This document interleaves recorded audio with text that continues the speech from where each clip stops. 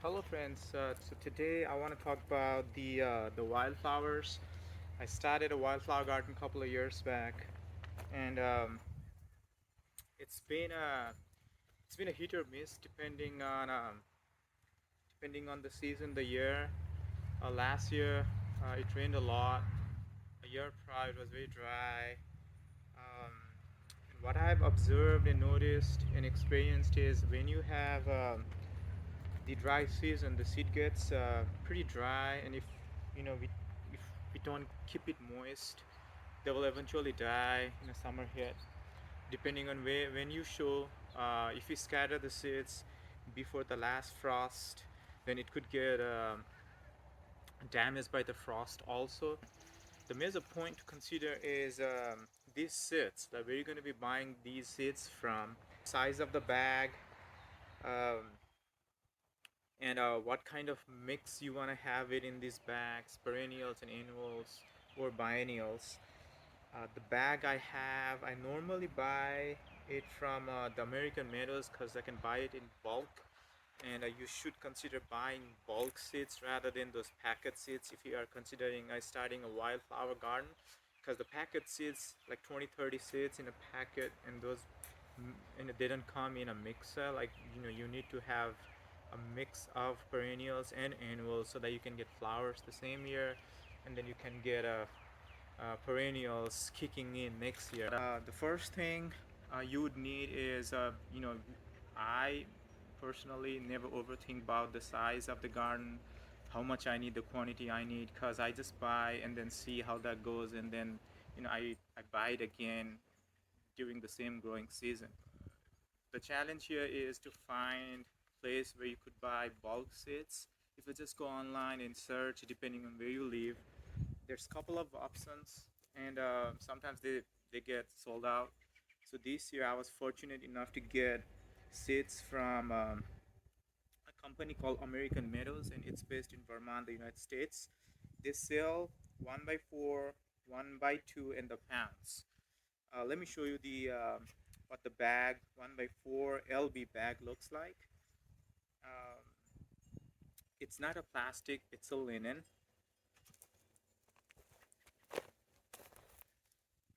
It has instructions on the back, what's included in the wildflowers, what the mix are, and if you just go to the website and just do some research on what you wanted to buy, it will also tell you how many quantities of biennials or perennials or annuals they have it in the mix. Again, I normally buy 1 by 4 um, pound bags, because if you just buy a packet, they're going to be like 18 to 20 sets, and it's not going to be enough because you need a bunch of them. Yeah, like you need a whole lot of these bags. um, it has and at the top it says all perennials. If it's just, let's say, I think the one that I have here is for the southeast. It also says where it thrives. To me, in my experience, it doesn't matter whether it's southeast or Pacific Northwest.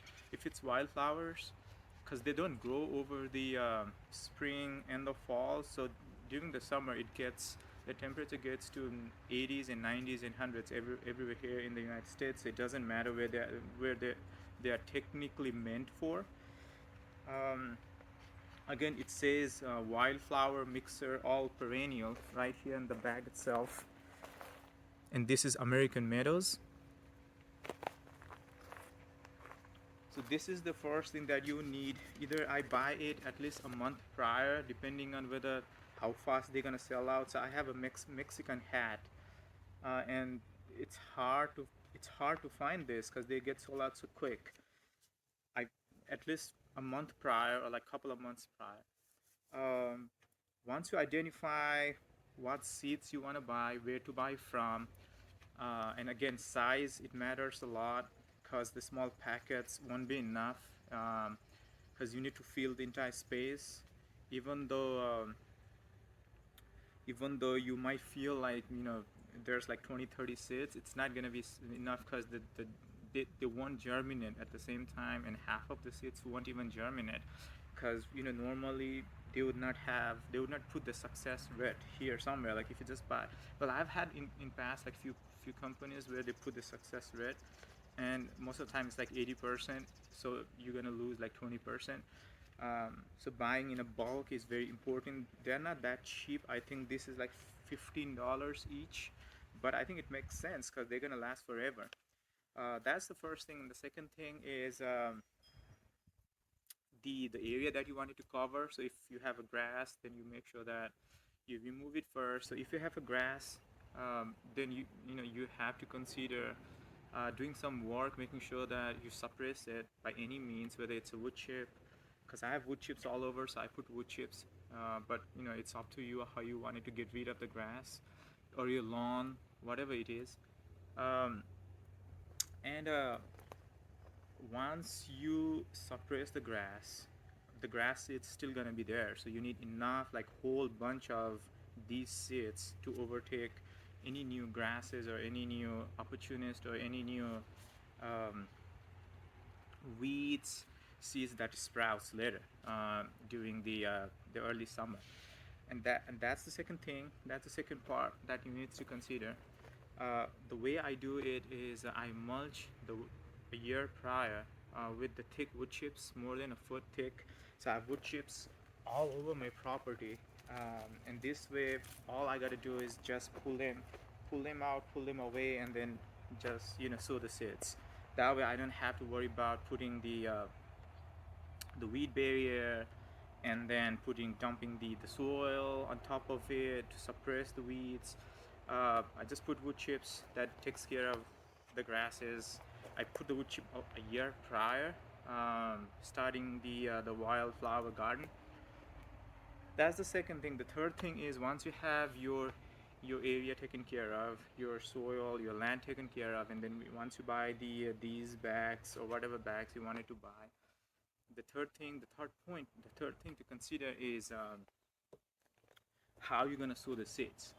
Um, if you just say sow these seeds a day prior of the rain, then it's just gonna wash them out, and then it's just gonna be a mess because they're gonna get carried away and then piled up at the corner where you have to then you know think about something again.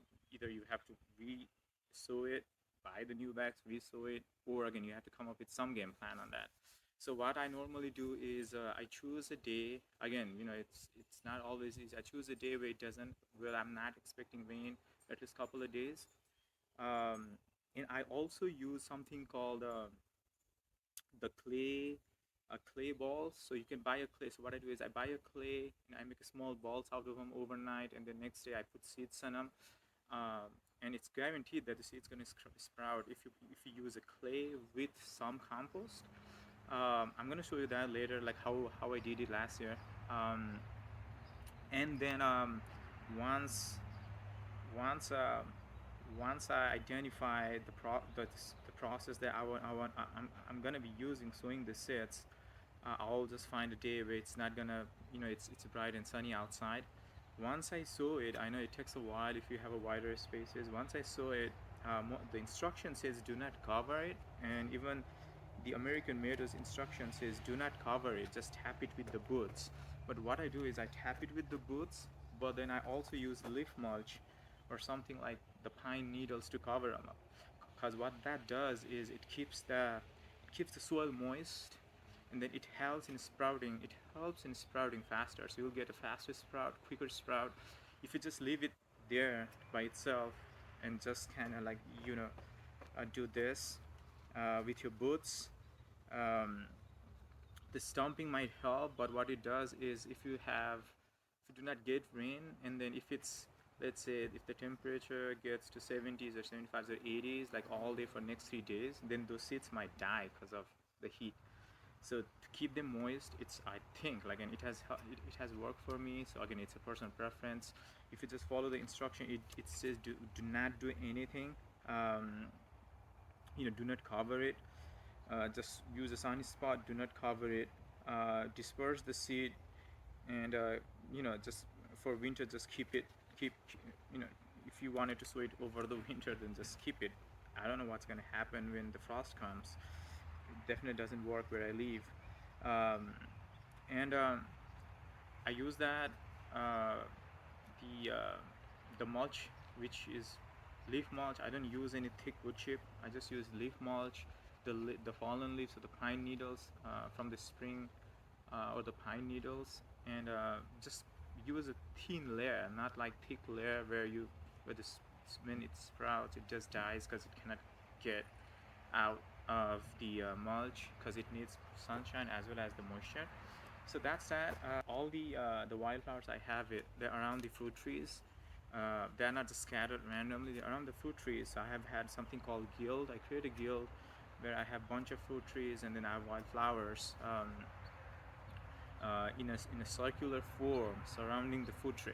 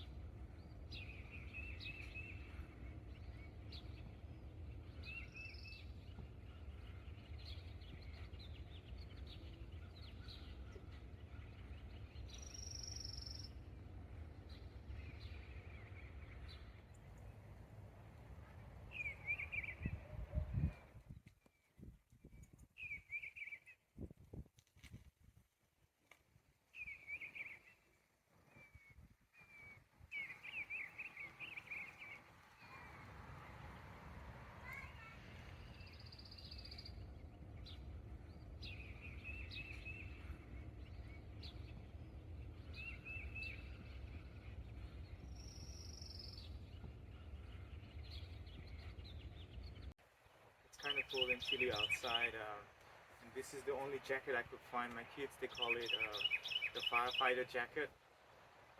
It's kind of funny because it was in 80s a couple of days back, and now it's freezing outside. This is something that I was talking about yesterday, and this is called a seed bomb clay. Here's how it looks like.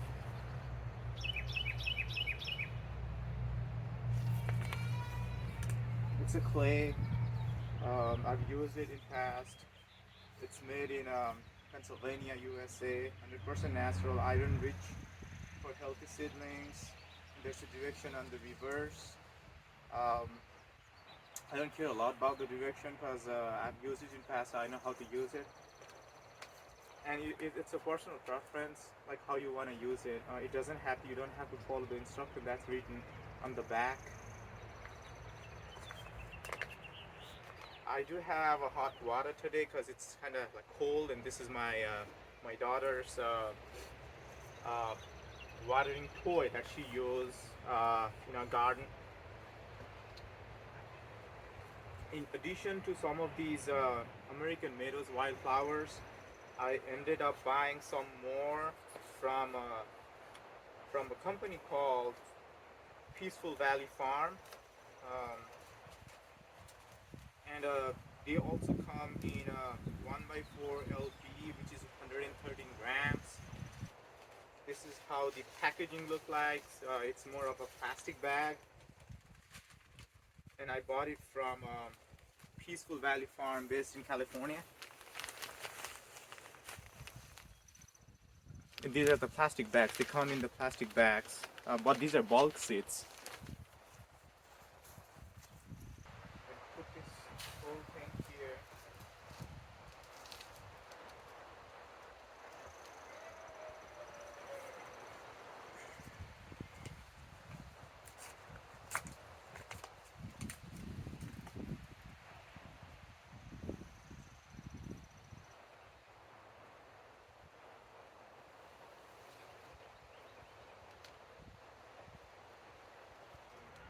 So I'm done with all the bags. So what I'm gonna do next is I'm gonna give a good mix.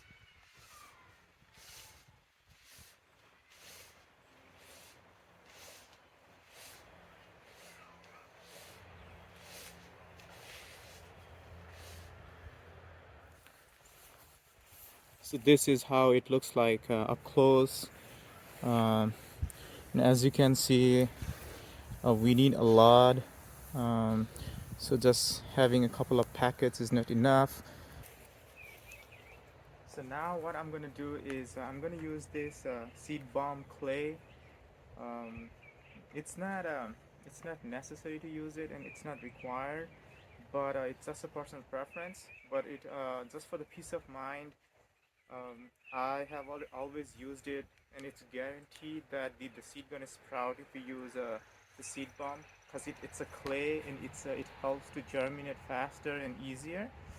Um, and it also makes sure if you have, let's say, 60% success rate, then any of the seeds that gets to this clay, I would say at least like 95% of the seeds gonna sprout. So just to be on the safe side, I use it. I don't always use it, but I use it for the sections where I want my wildflowers to germinate. Um, Again, it's just for a peace of mind, and it's a personal preference. Like, you don't want to use it, you don't have to use it. But I've used it in past with 100% success rate. So the idea is to use the clay with the compost or some kind of growing medium. It could be the raised bed mix, it could be just a compost, even a leaf mulch will help. That will give some nutrition to the seeds at the time when they are sprouting. Um, and also the second thing that we should also kind of keep in mind is while using this with the the raised bed mix that I would be using, it's very important to get to when you pour water, because you need to make like small bomb out of it. It's not, again, it's not required. It's not even, it's not necessary to do it. And the small circular bomb that you would be making, it doesn't matter what size it's gonna be. And I care less about the whether it's circular or what shape it is, and most of the time it's just deformed. But if you put more water in it, then it's not gonna be kind of like, the seed's not gonna attach it to the clay and the raised bed mix.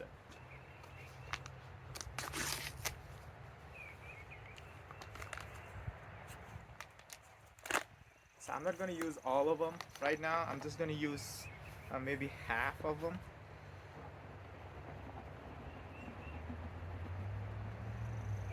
And I know, like, in the instruction says you gotta wear mask, because it could get to your nose and then it could irritate you if you have an allergy. But I've used in past, I don't care, and it's kind of windy, so anyways it's gonna blow away the clay, the particles.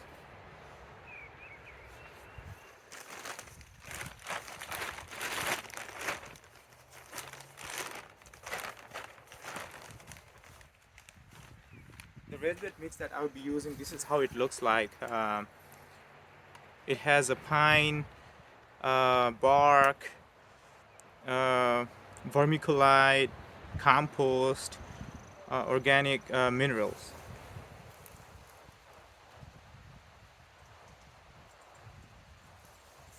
I'm gonna put some water, like small amount of water at a time. Not gonna pour all at once.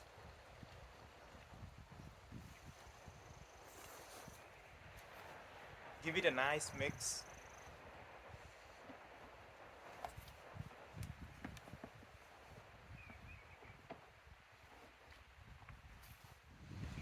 Yeah, I would not use a lot of water at once, just a little bit at a time.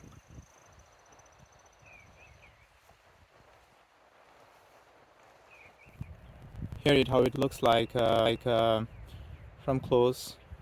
As you can see, it's it's not watery. It's kind of thick paste. So what it does, it helps those seeds get stick on it. It also has a compost, so that way when we don't have to sow it, so we're just gonna be spreading it. We'll just gonna throw it out, and it's gonna the seed gonna sprout by itself because it has enough nutrition for it to sprout, as because all it needs is the sunlight and the moisture. So once it gets few days old, then it gets nutrition from the clay itself before it could then develop strong roots. So that way, even if it rains hard, if you get a heavy rain, or if you get a dry few days, then the seedlings one gonna get damaged by it, by the weather. So now what I'm gonna do is I'm just gonna sprinkle um, this mixer on the clay and the raised bed mix paste uh, that I just made. And what I do is I sprinkle first and then make a small bomb out of it. Again, regarding the shape, like I would care less because it doesn't matter. All we want to do is just make sure that we have like 100% success rate with all these seeds that I have it. So what I'm gonna do is just sprinkle like thinly, not thickly.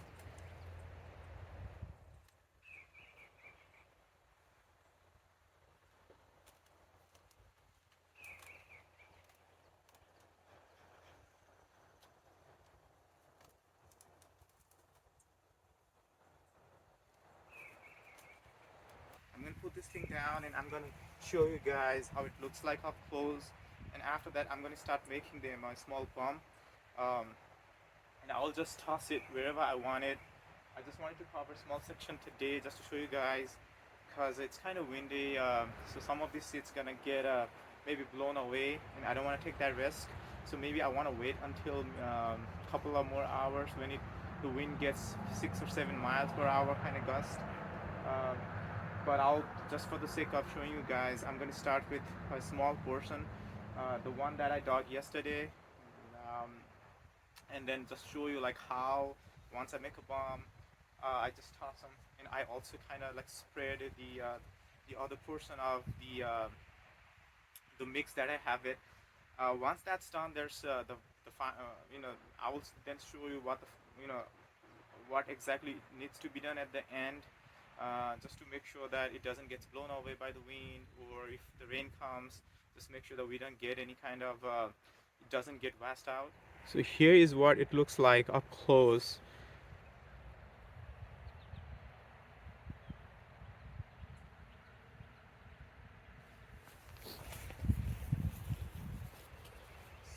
So now what I'm gonna do is I'm gonna give them a total mix again, and then I'm gonna start making small bombs out of it.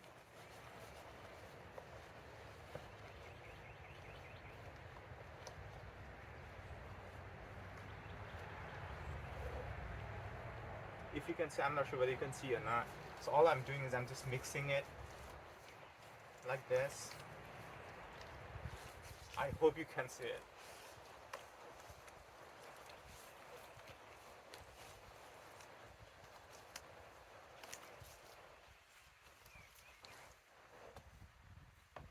I like the way the paste turned out this time, because normally it would be either like kind of dry, or it would be more watery. So now the next step would be just making small bomb. Like this is how I do it. I just take this much portion. As you can see, I take this much portion.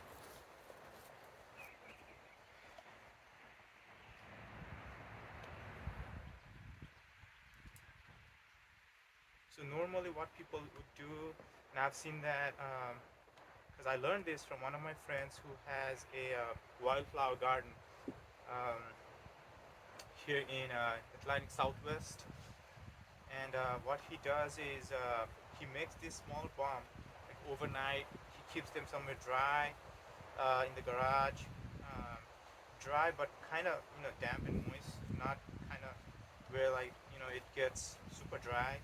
Because over the summer if you put it in a shed and if it gets too hot then this gets too dry. You don't want you want it to be kind of like moist but not super dry. But however, like I don't keep them overnight because it doesn't matter. If it rains, I mean, if if because I'm not expecting any rain for next 24 to 48 hours, and like I'm getting enough sunshine, so they're gonna dry throughout the day, and um, and it's gonna be perfect like tomorrow. So just take like few days, less than like 3 days. I've had like the seedlings sprout. Also at the end of this video, just keep if you could if you could if you keep watching, I'm gonna show you the other section of my yard where they sprouted like just within few days. And this is how it looks like once it's done. This is how it looks like. Um, it's not a bomb like normally what people would do is just make it a smaller balls, and they call it seed bomb. But to me, I mean, this has worked out pretty well. Like this mixture, because it's just for the peace of mind. I mean, it's not necessary, but it works. And this also helps if you're planning for a veggie garden, and it works perfectly for veggie garden.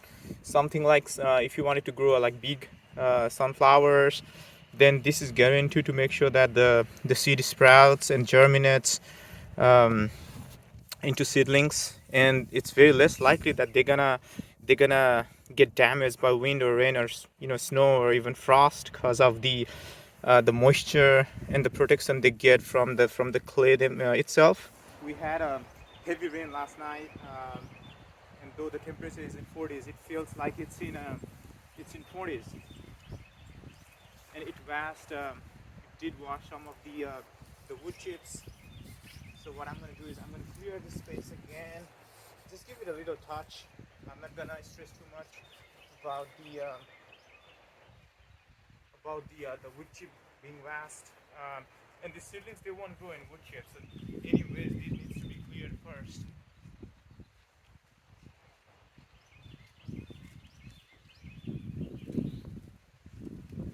It's nice and cool, like not too much.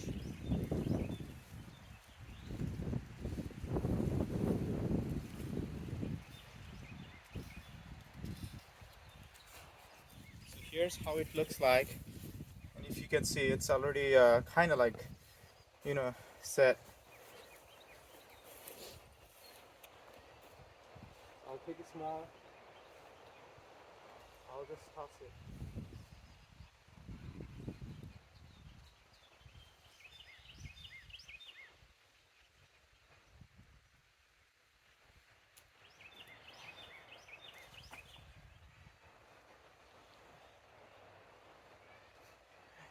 In regard to the spacing, I don't stress too much. As you can see, the first one is there, second one, third one, fourth, fifth, sixth, and so forth. And as you can see, how big the diameter of the circle is. The circumference wise, again, the thickness of that, it's a personal preference. I just want to keep that thick because these seeds they overseed over the summer, even though they're just called some of them are just called annuals. They are annuals for that specific season, but what happens is they reseed themselves, and they take over the entire section. So the whole island that you see here, which I call gill for this pear tree, it's gonna get taken over in next few years because these wood chip they decompose, and then they turn into the soil, because as you can see the soil down here, it's dark brown already. That was a wood chip a few years back. So what I'm gonna do next is I'm gonna take a handful of these seeds. As you can see, I'm just gonna take a handful of them and go in circle, and I will tamp it with my shoes. And after that, there's one final step before watering we need to take, and I'm gonna show you right after I'm done spreading the seeds. So I'm gonna go in circle. That way I know like where I started and when I finish. I started with the east first, and then um, go towards go towards west, take south, and then come back from north again.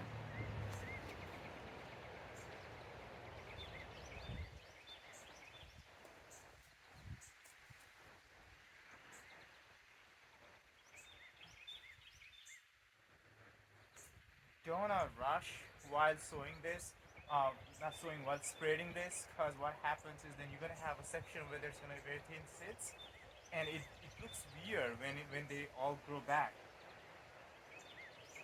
Because you're gonna miss few sections where there's gonna be no um, flowers at all.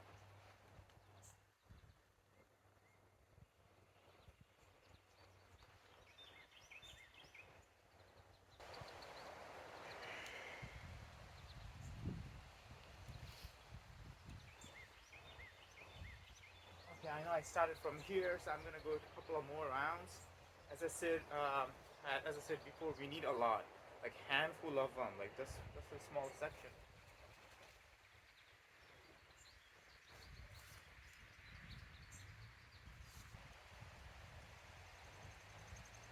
All right, so I'm done spreading this seed mix. So what I'm gonna do is I don't wanna lose any of the seeds. So what I'm gonna do is I'm just gonna tap it with my shoe. I'll go in circles.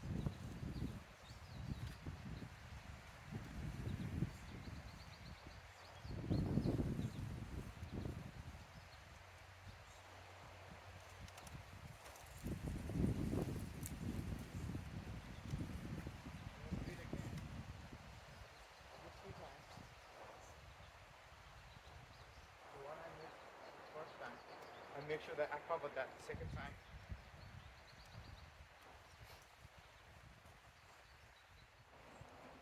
And it has to be a loving tap, not a hating tap. I'm done tapping it. Now the next step would be putting the. I'm gonna be covering the whole section with the leaf mulch. What it does is it makes sure that it retains the moisture, helps germinate the seed faster. Once the tapping is done, the next step is to make sure that I put enough leaf mulch, cover it up so that it doesn't get blown away by wind or rain, get washed away by rain. I do have a small section of the compost pile where I think I do have enough leaf mulch or enough leaf. It doesn't have to be a mulch. Um, yeah, this is gonna work perfectly, because what it does is it just helps keep those seeds from getting washed away or getting blown by the wind.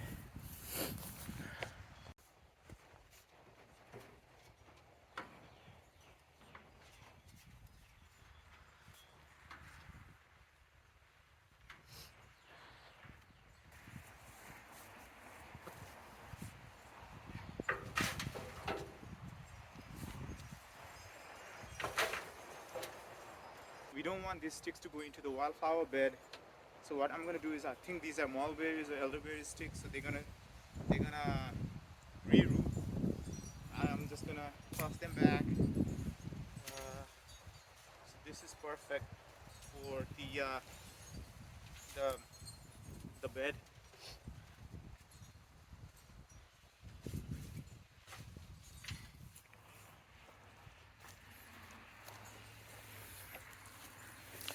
Yeah, it has already started to decompose, but it's gonna give enough moisture and nutrients to the seedlings once they sprout, and that way we'll get the nice mixture of wildflower the same season. Because it all depends on how we take care of them when they are young.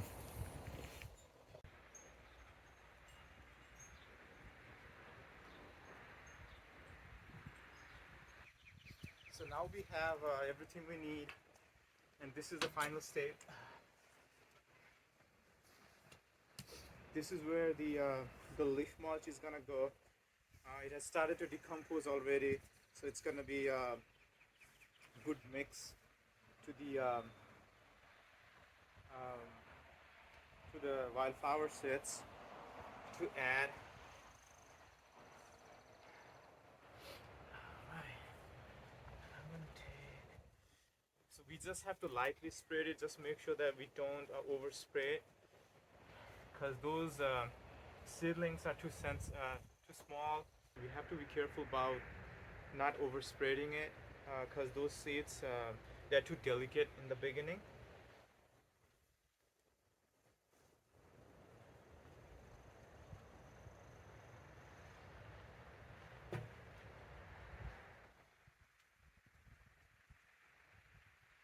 Here is how it looks like up close.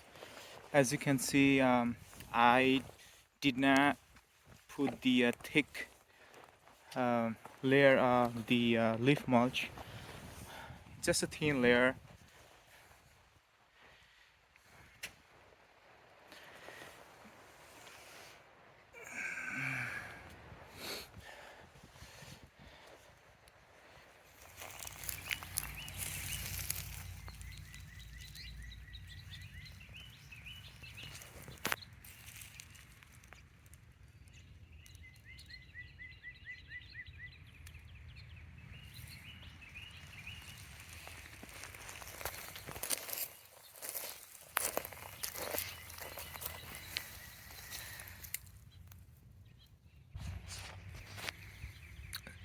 So I'm gonna show you the seed bomb. As you can see right here, uh, almost every seed that seed bomb has germinated.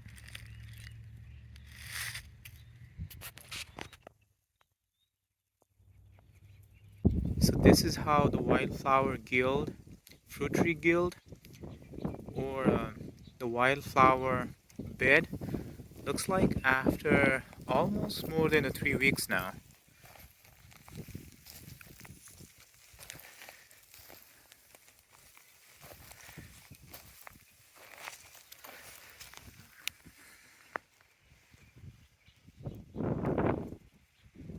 And this is from my last year of wildflowers. I'm gonna show you the raised beds where I spread a mixer of clover, alfalfa. There's few California poppies also, and some arugula, as well as the red mustard.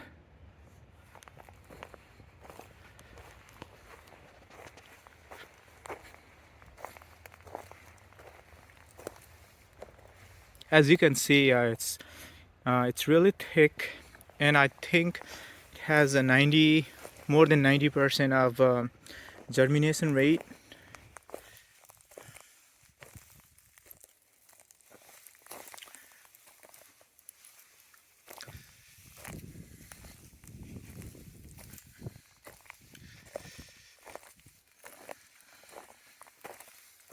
This nice purple flower is alfalfa. It's a red clover. I used the same technique last year, and as you can see, it's guaranteed to germinate. It gets very thick. This is the red mustard I was talking about. I think it has started to flower already, and there's an arugula.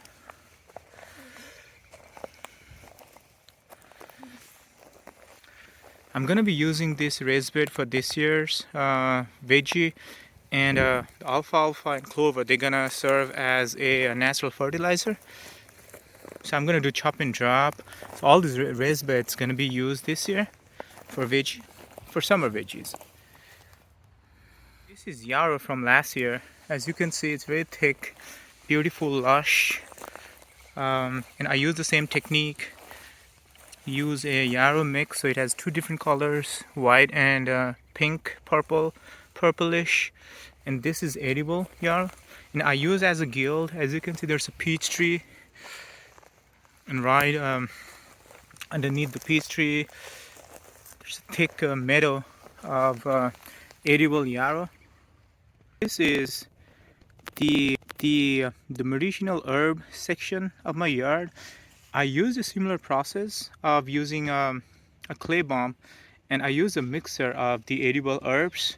So what I have is uh, garden sage, St. John's wort, catmint, catnip, lemon balm, oregano, valerian, uh, hyssop, and regular mint, and also a peppermint, garlic and onion chives. This is sage, it has flowered already. So what you can use medicinal herbs with wildflowers mixer, because like most of the medicinal herbs, they also flower. As you just saw, the yarrow is also medicinal herb, so you can get the ornamental yarrow also, which is not edible. But most of the edible herbs, like most of the herbs, like culinary or the medicinal herbs, they flower. So this is sage, and as you can see, this is St. John's wort. They're gonna flower maybe midsummer. Right here, it's lemon balm, and this is catmint. This is not catnip. This is catmint.